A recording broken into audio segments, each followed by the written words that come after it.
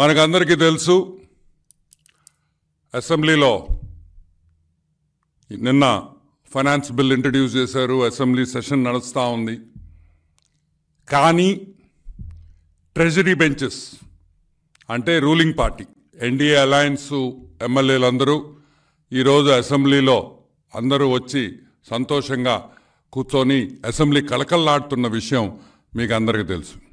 కానీ పక్కన ఉండాల్సిన వైసీపీ ఎమ్మెల్యేలు కానీ మా హాఫ్ టికెట్ జగన్మోహన్ రెడ్డి కానీ అసెంబ్లీలో కనిపించంలా. మేము ఒకటి అడుగుతున్నాం ఈరోజు, వై జగన్మోహన్ రెడ్డి మన హాఫ్ టికెట్ జగన్మోహన్ రెడ్డి అసెంబ్లీకి ఎందుకు రాడు? Why should he not come to the assembly? ఎందుకు రాకూడదు, ఎందుకు రావాలి అనే విషయం మీద ఈరోజు ప్రెస్ మీట్. మొన్న ఎలక్షన్స్లో వైసీపీ పార్టీకి జగన్మోహన్ రెడ్డికి 39.37% ఓటింగ్ వచ్చింది.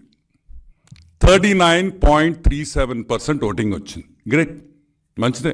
ఎందుకంటే ఎప్పుడు కూడా ఒక పర్సంటేజ్, గుడ్ పర్సంటేజ్ ఆపోజిషన్ పార్టీకి వచ్చినా కూడా డెమోక్రసీ చాలా వైబ్రెంట్గా ఉంటుంది. డెమోక్రసీకి మంచిది.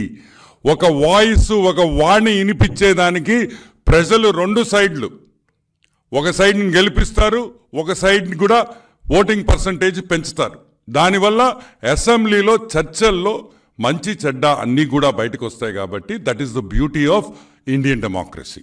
1,32,89,134 మంది వైఎస్ జగన్మోహన్ రెడ్డికి ఓటేశారు, వైసీపీ పార్టీకి. ఈరోజు మేము అడుగుతున్నాం, జగన్మోహన్ రెడ్డి నీకు 1,32,00,000 మంది ఓటేసినప్పుడు నువ్వు ఎందుకు రావయ్యా అసెంబ్లీకి అని అడుగుతున్నాం. ఏమి ఆ 1,32,00,000 మంది తప్పు చేశారా? పొరపాటున నీలాంటి హాఫ్ టికెట్ గాడికి ఓటేశారా అనే పాయింట్ ఈరోజు ప్రజలు మాట్లాడుకుంటున్నారు.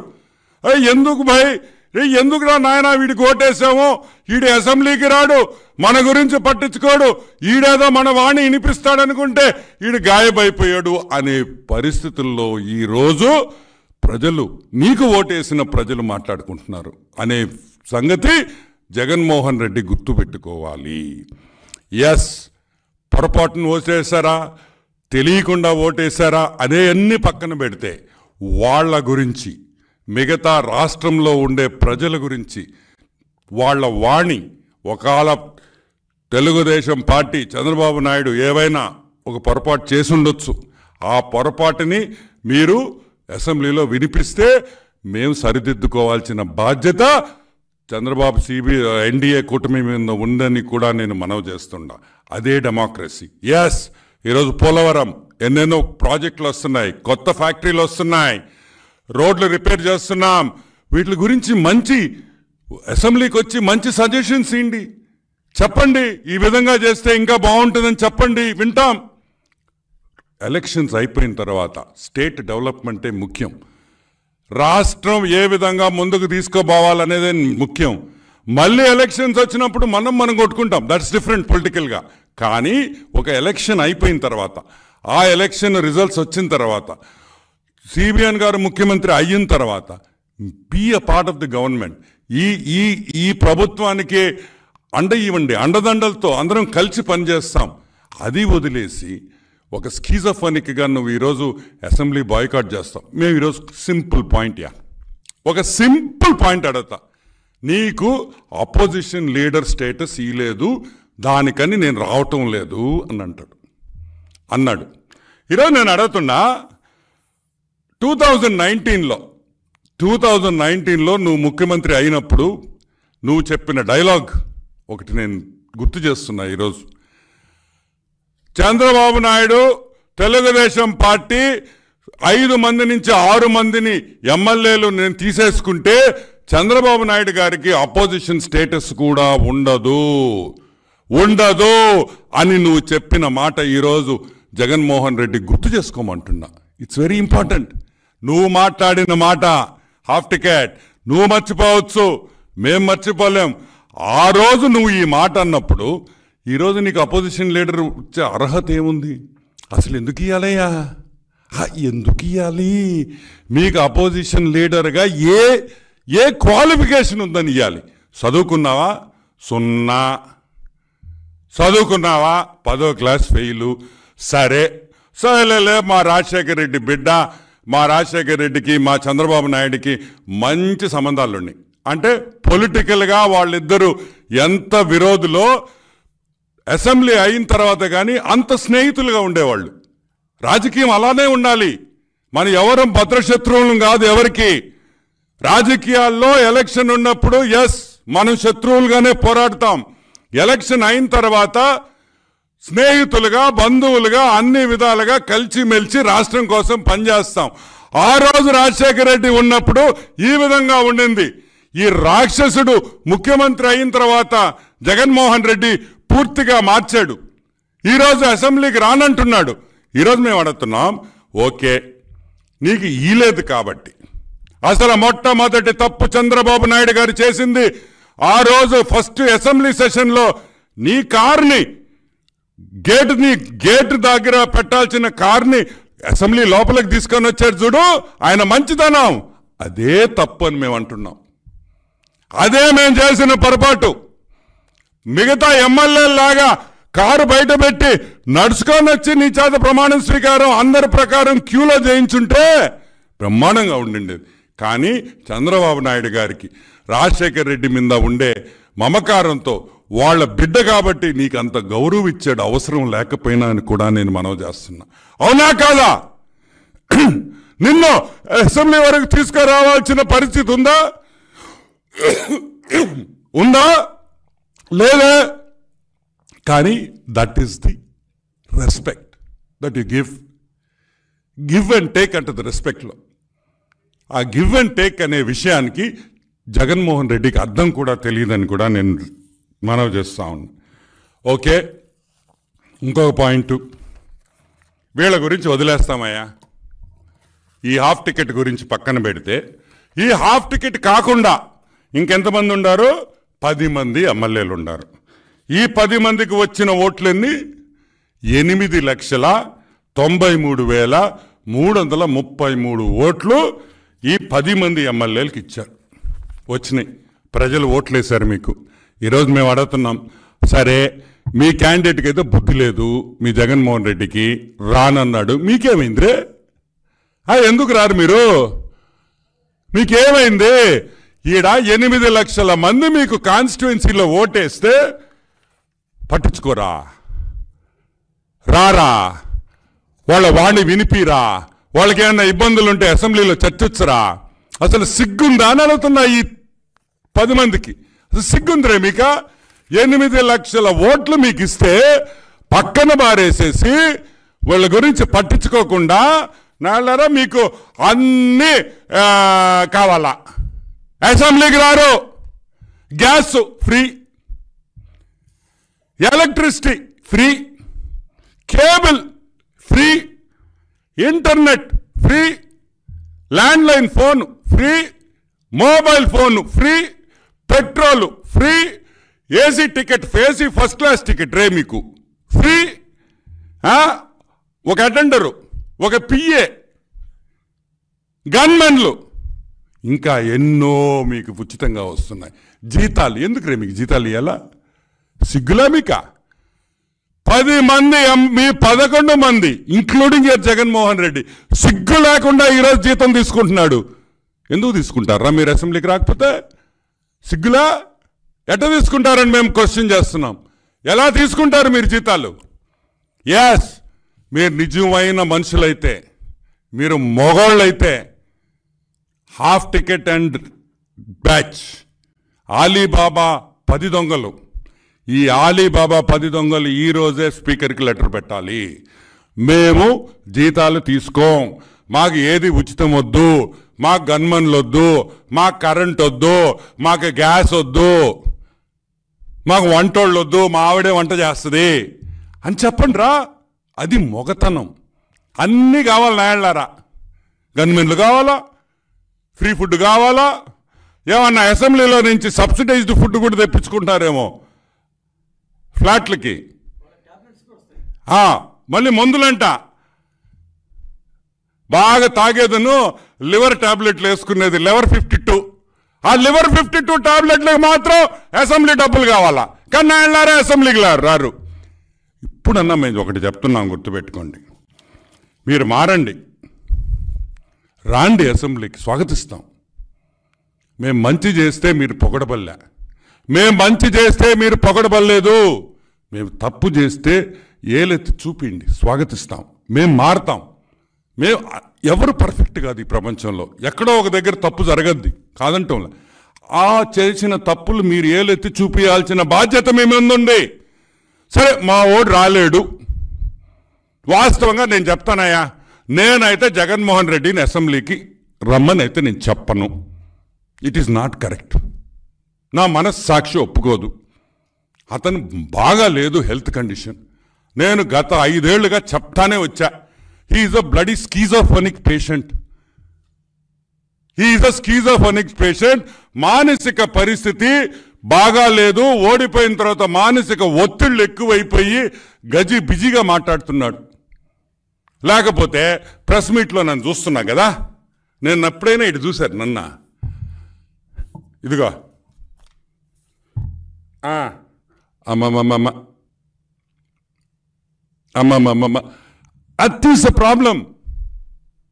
నేను ఎందుకు చెప్తున్నానంటే, నేనేం తమాషా చేయటంలో జగన్మోహన్ రెడ్డిని, నేను జగన్మోహన్ రెడ్డిని చూసి నాకు బాధేస్తుంది. నేను ఒకటే రిక్వెస్ట్ చేస్తున్నా చంద్రబాబు నాయుడు గారిని, జగన్మోహన్ రెడ్డి కుటుంబం ఒప్పుకుంటే అతను వెంటనే లండన్కి పంపించాలి. బెత్లెహేమ్ మెంటల్ హాస్పిటల్లో అతనికి ట్రీట్మెంట్ ఇప్పియాలి. ఆ ప్రభుత్వమే ఆ ఖర్చు కూడా మొత్తం ప్రభుత్వం పెట్టాలని కూడా నేను మనవి చేస్తా ఉన్నా. ఎందుకంటే జగన్మోహన్ రెడ్డి కోసం కాదు, సాక్షాత్ రాజశేఖర రెడ్డి బిడ్డ. ఆ రాజశేఖర రెడ్డి అంటే చాలా మందికి మమకారం ఉంటుంది. ఆ రాజశేఖర రెడ్డి బిడ్డకి ఈ మానసిక ఒత్తిళ్ల నుంచి మామూలు మనిషిని చెయ్యాలి, మామూలు మనిషి చేసి మళ్ళీ అసెంబ్లీకి రావాలి. వైసీపీ పార్టీ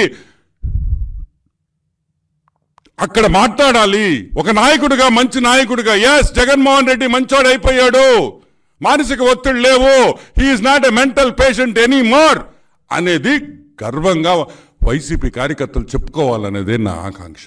ఎందుకంటే మంచి అపోజిషన్ ఉంటేనే స్టేట్ బాగుపడద్ది. ఇటువంటి మెంటల్ న్యాయాలను పెట్టుకుంటే స్టేట్ నాశనం అయిపోద్ది, వైసీపీ పార్టీ కూడా నాశనం అయిపోద్ది అని కూడా నేను మనవి చేస్తున్నాను. నేను ఇంకొకటి కూడా చెప్తున్నా ఈరోజు వైసీపీ నాయకులకి, వైసీపీ కార్యకర్తలకి, అతను మానసికంగా సెటరైట్ అయ్యే వరకు శాశ్వత అధ్యక్షురాలుగా వైఎస్ భారతిని ఎన్నుకుంటే చాలా బాగుంటుందని కూడా నేను అనుకుంటున్నా. ఎస్, జగన్మోహన్ రెడ్డి, మా హాఫ్ టికెట్ జగన్మోహన్ రెడ్డి పులివెందుల్లో రాజీనామా చేసేసి వైఎస్ భారతిని ఎలక్షన్గా ఎమ్మెల్యేగా నిలబడితే మేము బాబుగారి దగ్గరికి పోయి, సార్ అతనికి బాగాలేదు, అతను ఒక పేషెంట్, అతను చేయలేకున్నాడు కాబట్టి వైఎస్ భారతి గారికి అవకాశం ఇస్తాం అని మేము పోయి అడుగుతాం, కన్విన్స్ చేస్తాం. కన్విన్స్ చేసి వైఎస్ భారతి గారన్న అసెంబ్లీకి వచ్చి ఈరోజు వైసీపీ పార్టీ వాళ్ళు వేసిన 10 లక్షల మందో 9 లక్షల మందో కోటి మందికి వాళ్ళు రిప్రజెంట్ చేయాల్సిన అవసరం కూడా ఈరోజు వైసీపీ పార్టీకి ఉంది. కాబట్టి మేము రిక్వెస్ట్ చేస్తున్నాం. మేము చెప్పేది ఒకటే, నేను రాను, నాకు అపోజిషన్ ఇవ్వాలా. ఏంది చిలిప్పన్లా? ఏ రాజకీయం అనుకున్నారా, ఏమన్నా చాక్లెట్ అనుకున్నారా? నువ్వు అడగి ఏడ్చయ్యా ఏడవగానే షాపుకి పోయి చాక్లెట్లు కొనిచ్చేదానికా జగన్మోహన్ రెడ్డి? ఎందుకు ఇస్తారు రే నీకా? నువ్వు ఇచ్చా మా గౌరవ ఇచ్చా? అసెంబ్లీలో హీనంగా మాట్లాడుండవు చంద్రబాబు నాయుడు గురించి. మీరు ఎంత లేఖితనంగా మాట్లాడారో మాకు తెలుసు, మేము చూస్తున్నాం, మీకు తెలుసు. కానీ ఈరోజు మీకు విపరీతమైన గౌరవం చంద్రబాబు నాయుడు ఇస్తున్నాడు. ఏం చేయాలా? ఎందుకంటే ఆయనకుండే సంస్కారం అంటుంటుంది కాబట్టి. ఆయన నీలాగా సంస్కారహీనుడు కాదు కాబట్టి still you are getting that respect and you will keep continue to get that respect because that is మమ్మల్ని పెంచిన విధానం అది ఇళ్లలో. కాబట్టి వెంటనే జగన్మోహన్ రెడ్డి రాకపోయినా మిగతా 10 మంది ఎమ్మెల్యేలకి, ఏ 10 మంది ఎమ్మెల్యేలకి 8 లక్షల మంది వైసీపీ ఫాలోవర్స్ ఓట్లేశారో వాళ్ళ కోసం ఈ 10 మంది వెంటనే రావాలని, plus in case YS Bharathi గారు ఒప్పుకోకపోతే ఈ 11 మందిలో మా రెడ్లే 6 మంది ఉన్నారు కాబట్టి మా కులస్తులు 1 2 3 4 5 6 అంటే మెజారిటీ మా రెడ్లే ఉన్నారు కాబట్టి ఎవరో ఒకరిని బుచ్చి ప్రసాద్ రెడ్డి, అమర్నాథ్ రెడ్డి, రామచంద్రారెడ్డి, ద్వారకనాథ్ రెడ్డి, బాలనాగిరెడ్డి వీళ్ళని ఎవరినో ఒకరిని వైసీపీ పార్టీ ఫ్లోర్ లీడర్గానో ఏదో ఒక పొజిషన్లో తీసుకొని వచ్చి అసెంబ్లీలో పార్టిసిపేట్ చేయాలని మేమందరం రిక్వెస్ట్ చేస్తున్నాం. మిమ్మల్ని బతిమలాడటం లేదు, రిక్వెస్ట్ చేస్తున్నాం. ఎందుకంటే మీరు వస్తే ఈ రాష్ట్రంలో ఏ విధంగా ముందుకు పోతుందో, ఏ విధంగా చంద్రబాబు నాయుడు ఈ రాష్ట్రాన్ని ఒక దిశ ఇది చూపించి ఈరోజు ఇండస్ట్రీస్, నిన్న నేను బాబు గారిని కలిసేదానికి పోతే టాటా సన్స్, CCI ఇంతమంది ఉన్నారు. నాకు ఎంత ఆనందం వేసింది. That is what we require. ఈరోజు ఈ రాష్ట్రానికి కష్టపడి మేము చేస్తున్నాం. మేము ఒకటే అడుగుతున్నాం, ప్లీజ్ రండి, be a part of this growth, be a part of this evolution, be a part of the sunrise state, the resurgence of the sunrise state అని కూడా నేను మనవి చేస్తా ఉన్నా. Yeah, any questions? వరానా వాడు PA గాడు, మా అక్క పిఏ, భారతక్క పిఏ కాదు. భారతక్క ఒకటి గుర్తుపెట్టుకో, నీ పిఏ అని వాడు చెప్తున్నాడు. ఎందుకంటే వాడు ఓపెన్గానే ఆ వైఎస్ భారతి పిఏ అని వాడు రాసుకుంటున్నాడు. ఈరోజు నేను వైఎస్ భారతి అక్కడికి ఒకటే అడుగుతున్నా, భారతి ఒకటి గుర్తుపెట్టుకో, నా పిఏ కాదు, వీడికి నాకు సంబంధం లేదు అని ఎప్పుడైనా ఒక ఎక్స్లో కానీ లేకపోతే నీ పక్కనుండే చెంచా నాయాలతో కానీ ఎప్పుడైనా ఒక ప్రెస్ మీట్ కానీ ఒక ప్రెస్ రిలీజ్ చేసావా? చేయలే. అంటే వాడు నీ పిఏ అని మేము అనుకుంటున్నాం, ఎందుకంటే నువ్వు ఖండించలేదు కాబట్టి. మా మర్డర్ బ్యాచ్ క్యాండిడేట్ పేరేందా? పులివెందుల. ఒక్క నిమిషాలు ఫినిష్ చేసి అదే చెప్తున్నా. Pulivendula murder batch Avinash, Pulivendula murder batch Avinash 3 సార్లు వర్రా రవీందర్ రెడ్డి గారు ప్రెస్ మీట్ పెట్టారని అంటున్నారు. ఈరోజు నేను అడుగుతున్నా, వర్రా రవీందర్ రెడ్డి మీద అన్ని కేసులు తీసేస్తాం సాయంకాలంకి, ఇబ్బందిలే. మేమే బాబు గారిని పోయి రిక్వెస్ట్ చేస్తాం, వర్రా రవీందర్ రెడ్డి చాలా మంచోడు, మా పెళ్ళాలు, మా కూతుర్లు, మా అమ్మలు, మా అమ్మమ్మల ఫోటోలు మార్ఫింగ్ చేసి పెట్టాడు, కేసులు తీసేసేయండి సార్.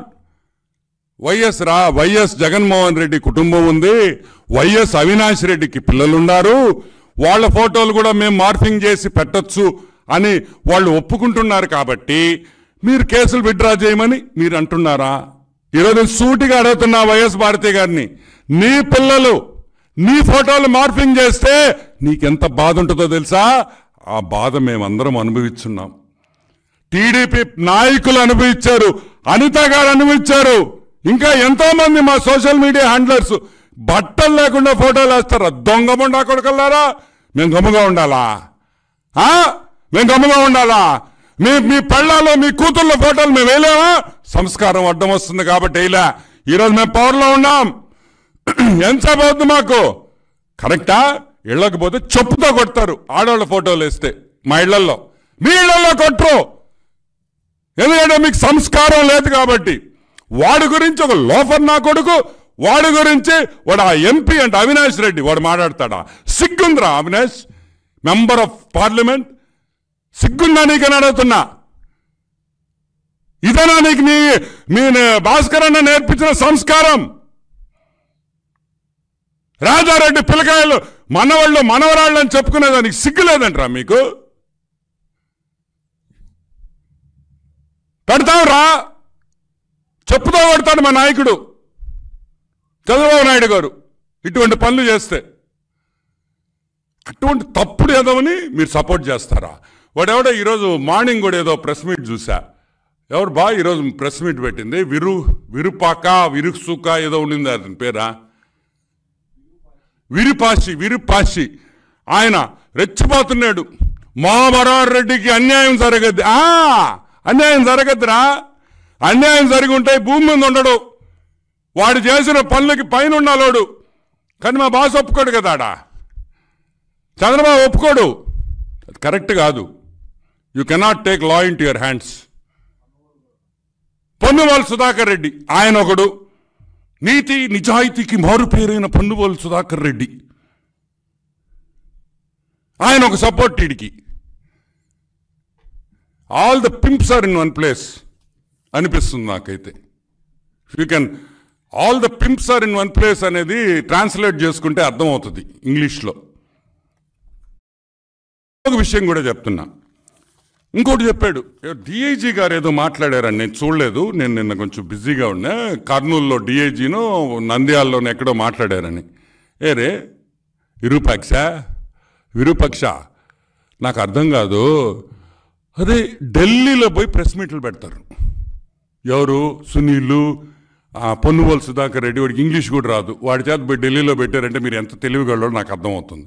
నేను అడుగుతున్నా, ఢిల్లీలో పోయి ప్రెస్ మీట్లు పెట్టచ్చు. ఒక డిఐజీ ఒక ఇన్సిడెంట్ గురించి మాట్లాడితే డిఐజీ నువ్వు టీడీపీ నాయకుడిగా మాట్లాడుతున్నావు అంటారు మీరు.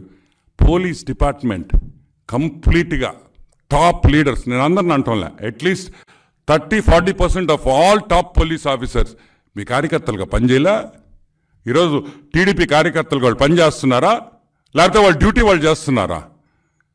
ఏదో ప్రెస్ మీట్ పెట్టడం, వాడు మా సజ్జలు గారు రాసిచ్చేస్తాడు స్క్రిప్టు, రావడం, పేపర్ ఇట్టు పెట్టుకోవడం, వీటి కూర్చొని చదవడము. ఆలోచించండి రా మాట్లాడేటప్పుడు.